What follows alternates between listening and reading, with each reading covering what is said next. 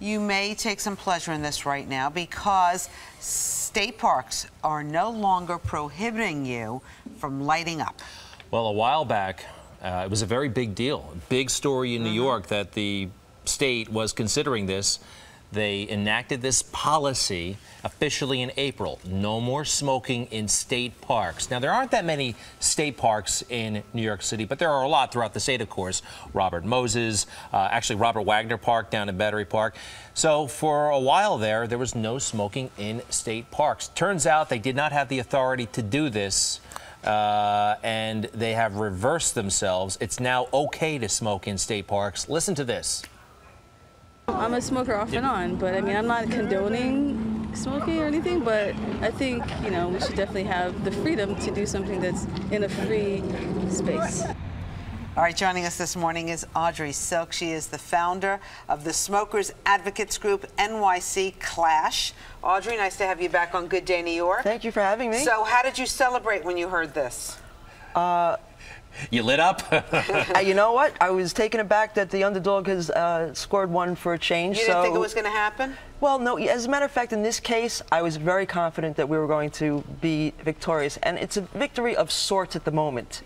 The story's not over because the state, our problem, it's two-pronged. Our problem with the state was that they went through the rulemaking process so badly that they were caught up in that. However, they shouldn't have engaged in the rulemaking process anyway. They violated the non-delegation doctrine of the New York State Constitution, and what they're doing is unconstitutional, as evidenced by the legislature's record.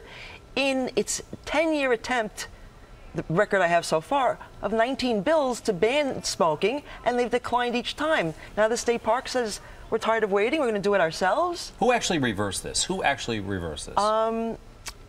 I believe it is... What entity? The Office of Parks, as they call it in the state. All right.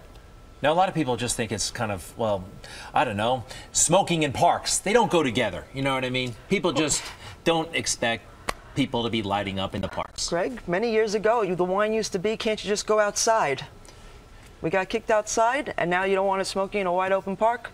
But I want to stay focused on this one. This time, the issue is more about procedure than it is about the issue of smoking. Well, the larger issue for you is smoking. Now, you're a smoker, proud of it. How much do you smoke?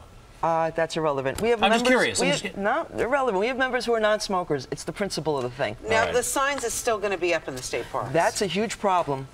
Why? Because the language on those signs is smoking is prohibited. Anybody of reasonable intellect will look at that and think it's enforced by law. So now the parks has gone from bad behavior to worse behavior.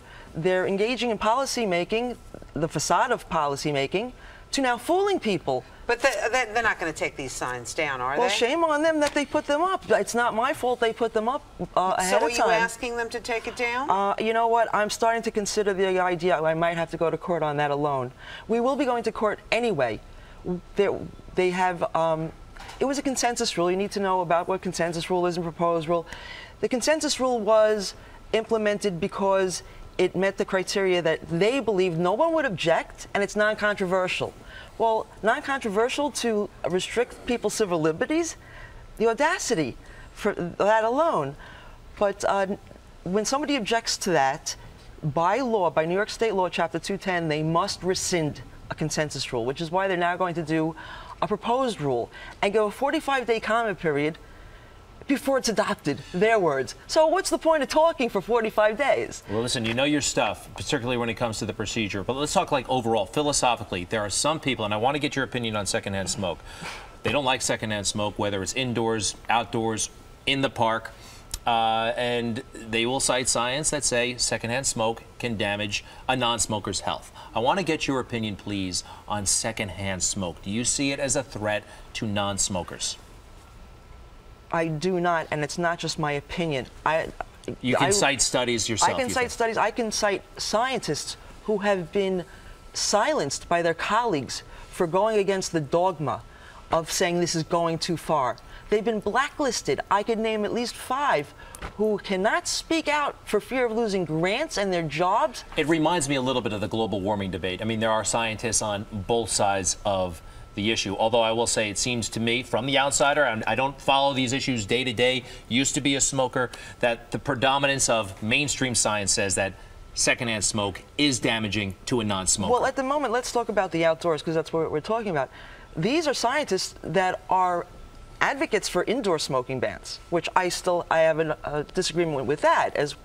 But when it's come to the outdoors and homes, as Bloomberg is doing with this policy for tenants to be informed about the smoking policy. But you know, you can tell if someone's smoking down the hall. You can in another apartment. But at whose annoyance do you draw the line, Greg? At whose annoyance? In my house, mine. Maybe I find you annoying. Can I ban you? Well, you can change the channel. Don't give anybody that option right now. But you know, I mean, like I can smell your smoke if you live in my apartment building. But that's a subjective offense. I may not be offended by somebody's smoke. I may be offended by the perfume they're wearing and they get in the elevator, or their kids running overhead. That perfume can't cause, I understand there's a debate about it, can't cause cancer. Some people say that it causes allergies and can put them in the hospital. The debate can go on and on and on. Some hypochondriacs, perhaps. All right, Audrey, no, I'm so glad you came here. This is, no kidding, a victory for you and those who support you. So you, you know, good on you for your efforts, but there are a lot of folks who are upset about this. Well, the story's not over. We probably will be going to court because they're going to reintroduce a new proposed rule, and we're going to sue them for violating the non-delegation doctrine. Audrey Silk, thank you so much. Appreciate it. Thank you.